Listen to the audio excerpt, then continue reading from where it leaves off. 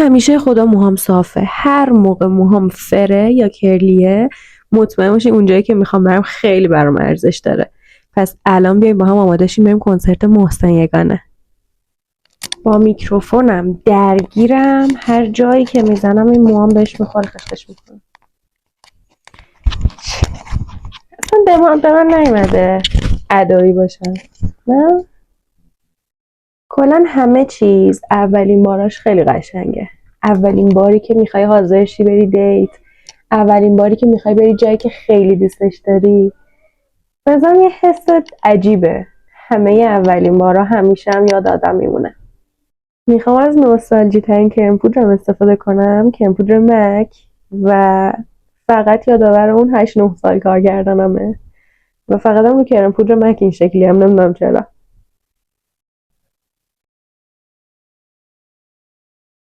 برنامه داشته میگه برنامه کرم پودرم یه ذره روشن‌تر انتخاب کردم که چون میخوام کانتور کنم بالانس شه. کانتورم هم همین کرم پودر مکه، رنگ تیرش خیلی خوش رنگه.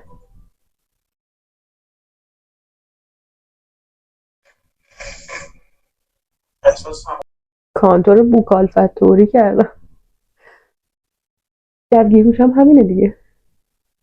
فکر کنم تا موقعی که دیسکانتینیو شه و دیگه ازش تولید نشه، تنها کانسیلری که من قرار ازش استفاده کنم همینه.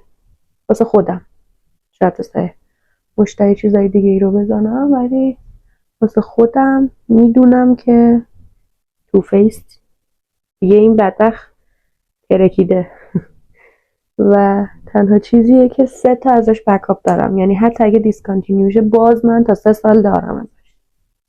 الان که داشتم اینو بلند میکردم یاد یه چیز بامزه افتادم.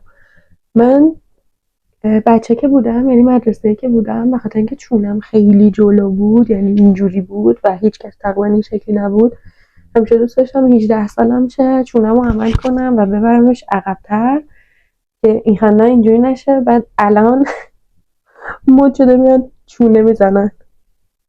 یعنی هر چیزی که تو مختونه یه چند سال صبر کنین قطعا یه روزی مد میشه. این رژگونم هم تازه خریدم، اینجوری نگهش می‌دارم نبینیم برندشو. تو مرحله آزمون و خطا تا حالا بعدن ببینم که معرفی میشه یا نه. پودر من موقعی که دیرم میشه یه بلندر میگیرم دستم، همه کارم با اون میکنم دیگه. از مرحله ادایی و 100 تا چیز دیگه میگذریم. این پالت‌های هاوس لبس استفاده میکنم فقط در حد اینکه یه رنگی پشت چشم بدم. اصلا نمیخوام زیاد سایه بزنم، اینکه فکر میکنم میخوام رژ قرمز بزنم. فکر کنم سوال برات پیش میاد که من حتی با این براش به این توپلی عباد هستم، با همین براش توپلی خط چشمم میکشم، چون که دیگه عادت کردم دیگه همه کار با همه چی بکنم. ولی فکر نمیکنم واسه شما راحت باشه. اون زمانم بلندش میکنم، یه ذره سایه قهوه‌ای جلوش میزنم که این مشکی یه ذره بلند شه. یعنی کلا سایه مثلا مهم نیست.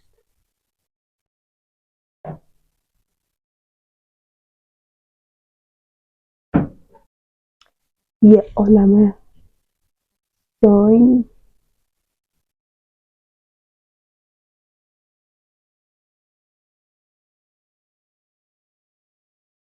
اینی هم که اینجوری کشیدم به خاطر اینه که میخوام زیر چشمو بهش بچسبونم و در نهایت چشم یه خورده اینجوری تر شه.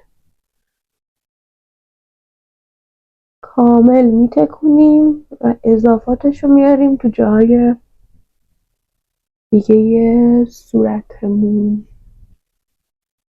یه کوچولو صورتی، ریمل خیلی خیلی زیاد، خیلی زیاد.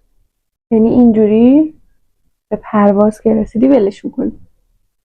تنها موقعی که من تأکید دارم حتما از خط لب استفاده کنید فقط با رژ قرمزه.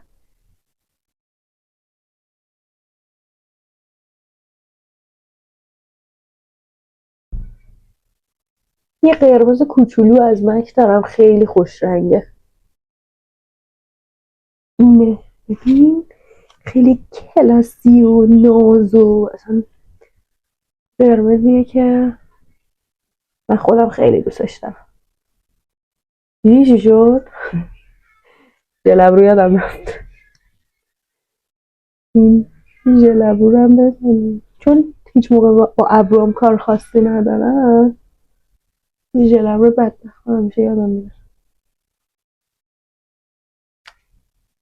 اگر میکاپ پوستم خیلی طبیعی و خیلی با اینکه همه چی استفاده کردم ولی اون شادابی پوستم و اون برق پوستم بمونه و بیشتر فوکوس میکاپم روی رژم باشه چون خیلی رنگشو دوست دارم.